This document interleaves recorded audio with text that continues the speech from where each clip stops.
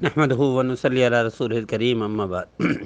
ہمارے بہت سارے ساتھی وظیفہ پوچھتے ہیں، بے روزگاری کا، ڈیوٹی میں لگ جانے کا، کاروبار بڑھانے کا وغیرہ وغیرہ، یا آمدنی بڑھانے کا، یا ڈیوٹی نہیں ملتی، جاب لیس ہیں تو جاب کیسے ملے، اس کا وظیفہ پوچھتے ہیں۔ یاد رکھیے گا، کافر ڈیوٹی کرتا ہے کیا وہ وظیفے کرتا ہے؟ ہندو ڈیوٹی کرتا ہے کہ وہ وظیفے کرتا ہے؟ بدھ مت یا وغیرہ وغیرہ، دنیا میں بے روزگار نہیں ہوتے۔ بے روزگار مسلمان کیوں ہیں؟ خصوصاً وطن عزیز پاکستان میں بے روزگاری کا سب سے بڑا مسئلہ وہ وظیفے نہیں سے حل نہیں ہوگا، وہ ہوگا ٹیکنیکل کام سکھانے سے اور سیکھنے سے۔ ہمارے یہاں المیہ یہ ہے، ہمارے وطن عزیز میں اربوں روپے اس پر رکھتے ہیں کہ لوگوں کو 4,000 دیں، ماہانہ 3,000 دیں، لیکن انہی لوگوں کو کام نہیں سکھاتے، انہی لوگوں کو ٹیکنیکل جاب نہیں دیتے، ٹیکنیکل تربیت نہیں دیتے، جس کی وجہ سے بے روزگاری ہے اور فقیری بڑھ رہی ہے، بے روزگاری بڑھ رہی ہے، جاب لیس لوگ بڑھ رہے ہیں، مانگنے والے لوگ بڑھ رہے ہیں۔ حالانکہ ہونا یہ چاہیے، جتنا پیسہ خرچ ہو رہا ہے، مثلا بے نظیر انکم سپورٹ وغیرہ، اس طرح کے بہت سارے شعبے چل رہے ہیں اور تنظیمیں کام کر رہی ہیں، وہ راشن دیتی ہیں، انہی کو چاہیے وہ فن سکھائیں، وہ ہنر سکھائیں، وہ ٹیکنیکل کام سکھائیں، تو دنیا میں بے روزگاری ختم ہو جائے گی، خصوصاً وطن عزیز پاکستان میں۔ تو اس کے لیے وظیفہ نہ کریں، اس کے لیے کہ ٹیکنیکل کام سیکھیں۔ کوئی بھی یاد رکھے گا، میرا بس چلے تو میں تو میٹرک کے بعد پابندی لگا دوں پاکستان میں کہ میٹرک کے ساتھ بندہ کوئی ٹیکنیکل کام سیکھے، یا انٹر تک چلے جائے، انٹر کے بعد ٹیکنیکل کام سیکھے، آگے پھر گریجویشن کرے، ماسٹر کرے، لیکن ٹیکنیکل کام میں کسی ایک میں مہارت ہونی چاہیے، ورنہ اس کی سند ضبط ہونی چاہیے، اس کو سند ہی نہیں دینی چاہیے۔ اور یہ ہر شعبے میں، ہر کالج میں، ہر یونیورسٹی میں ہونا چاہیے، اسی کو سند ملے، ماسٹر کی یا گریجویشن کی یا انٹر کی، جس نے ساتھ ٹیکنیکل کام سیکھا اور مہارت ہو۔ ہمارے وطن عزیز میں ایک المیہ یہ بھی ہے کہ 2 دن کسی کے ساتھ کام کر کے وہ ماہر بن جاتا ہے، وہ پھر یہی ہوتا ہے، جگاڑ لگاتے ہیں، وہ 2 نمبری کرتے ہیں، وہ فراڈ کرتے ہیں، وہ چیٹنگ کرتے ہیں، جس کی وجہ سے معاشرہ ہمارا مزید گر رہا ہے۔ تو یاد رکھیے، اس کے لیے وظیفے نہ پوچھیں، اس کے لیے ٹیکنیکل کام سیکھیں۔ دنیا میں بے روزگار نہیں ہوں گے آپ، دنیا میں قدر ہوگی، آپ کی عزت ہوگی۔ تو پہلی میری التجا یہ ہے کہ ٹیکنیکل کام سیکھیں، اس کی طرف توجہ دیں۔ دیکھیں، اگر آپ نے 1 سال لگا دیا تو آپ کی زندگی بن جائے گی ٹیکنیکل کام میں۔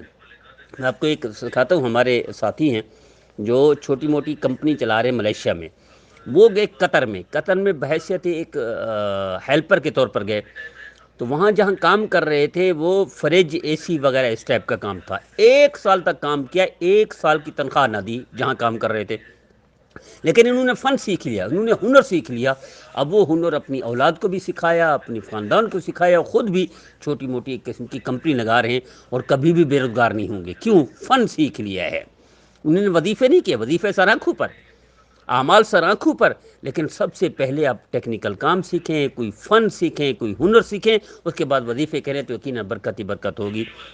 تو میں التجا کرتا ہوں، درخواست کرتا ہوں، ہمارے ساتھی احباب جو وظیفے بتاتے ہیں ان کو پہلے چاہیے کہ ان کو بتائیں، وظیفے ضرور کریں لیکن ٹیکنیکل کام سیکھیں، وظیفے ضرور کریں لیکن کوئی ہنر سیکھیں، وظیفے ضرور کریں لیکن کوئی فن سیکھیں، تب وظیفے بھی کام آئیں گے، وہ برکت کے لیے ہوں گے، وہ آمدنی بڑھانے کے لیے ہوں گے، وہ غیبانہ مدد اللہ کی طرف سے، نصرت اللہ کی طرف سے، برکت اللہ کی طرف سے، وہ اس کے لیے ہوں گے، لیکن ٹیکنیکل کام ہوں۔ یاد رکھیے گا، اور ٹیکنیکل کام بھی آتا ہو لیکن بے ایمانی ہو تو بھی بے روزگار رہے گا، ایک جگہ سے نکالا جائے گا، دوسری جگہ نکالے، تیسری، اور اسی طرح صبر نہ ہو تو بھی نکالا جائے گا۔ تو ٹیکنیکل کام بھی ہو پلس صبر کی بھی ترغیب دی جائے، ان کو سکھایا جائے، ایمانداری ان کو سکھائی جائے ہمارے معاشرے میں، وطن عزیز پاکستان میں، تو یقیناً دنیا میں بے روزگار نہیں ہوگا، کبھی موت تک بے روزگاری اس کو قریب بھی نہیں آئے گی۔ تو میں التجا کرتا ہوں، درخواست کرتا ہوں اپنے ساتھیوں سے، اپنے احباب سے کہ اس کی تربیت کریں، کہ سب سے پہلا کام بے روزگاری کا حل کیا ہے؟ ٹیکنیکل کام سیکھے، ہنر سیکھے، کوئی فن سیکھے، دوسرا صبر والا بندہ ہو، اور تیسرا کہ محنتی ہو، ایمانداری کے ساتھ محنت کرے، بے ایمانی نہ کرے، درمیان میں ڈنڈی نہ مارے، درمیان میں 2 نمبری نہ کرے، تو یقیناً کبھی بھی بے روزگار نہیں ہوگا۔ آپ کو ایک مثال دیتا ہوں، بات لمبی ہو جائے گی۔ افغانستان میں ایک امریکی کی کمپنی تھی، اس میں پاکستانی تھا جو چمن کا تھا، وہ باقی آتے تھے 8 بجے سے 4 بجے، یہ آتا تھا صبح 7 بجے سے 5 بجے 6 بجے تک اس کی خدمت کرتا تھا، یہ وافی ٹائم دیتا تھا، اور اس کی خدمت، کمپنی کی ڈیوٹی اپنی جگہ پر، اس کی ذاتی خدمت بھی کرتا تھا۔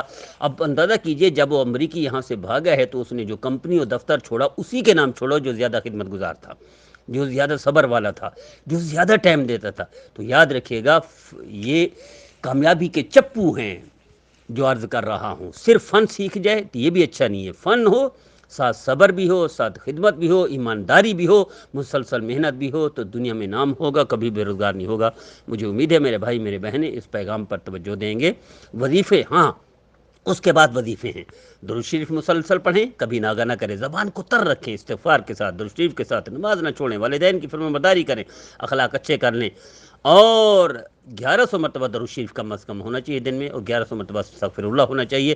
تو پھر برکت ہی برکت ہوگی اور نسلوں میں برکت ہوگی. مجھے امید ہے میرے بھائی میرے بہنیں اس پیغام پر خود بھی توجہ دیں گے، دوسروں کو توجہ دلائیں گے، خود بھی سنیں گے، دوسروں کو بھی سنائیں گے. نحمدہ و نصلی علی رسول الکریم، اما بعد. ایک ساتھی نے خواب میں دیکھا کہ وہ کیلے لے رہا ہے اور کیلے کھا رہا ہے. خواب میں اس بات کی علامت ہے یہ کیلا دیکھنا، اس کا مطلب یہ ہے کہ اللہ کوئی دولت عطا فرمائیں گے یا کوئی بڑی نعمت عطا فرمائیں گے، اور ساتھ تقوی اور بزرگی بھی عطا فرمائیں گے. اللہ ہر میرے بھائی میرے بہن کو بزرگی عطا فرمائے، اور پرہیزگاری عطا فرمائے، تقوی عطا فرمائے، اور دونوں جہانوں کی نعمت عطا فرمائے، اور وافر مقدار میں حلال رزق اور دولت عطا فرمائے، اور نبی کریم صلی اللہ علیہ وسلم کی تابعداری فرمانبرداری کی توفیق عطا فرمائے. ایک مہینے نے خواب میں غلاف دیکھا، لیکن وہ پھٹا ہوا دیکھا. غلاف پھٹا ہوا دیکھنا یہ اچھا نہیں ہوتا شادی شدہ کے لیے، گھریلو اعتبار سے. تو جس بھائی یا بہن نے دیکھا ہو انہیں چاہیے اس پر صدقہ ضرور کریں، اللہ کی طرف توجہ دیں، تاکہ نقصان یا کوئی پریشانی بڑی یا کوئی مصیبت بڑی اس سے بچا جا سکے. اور صدقے سے اللہ ٹال دیتے ہیں مصیبت کو، بیماری کو، بڑی تکلیف کو. اللہ ہر میرے بھائی میرے بہن کو دونوں جہانوں کی نعمت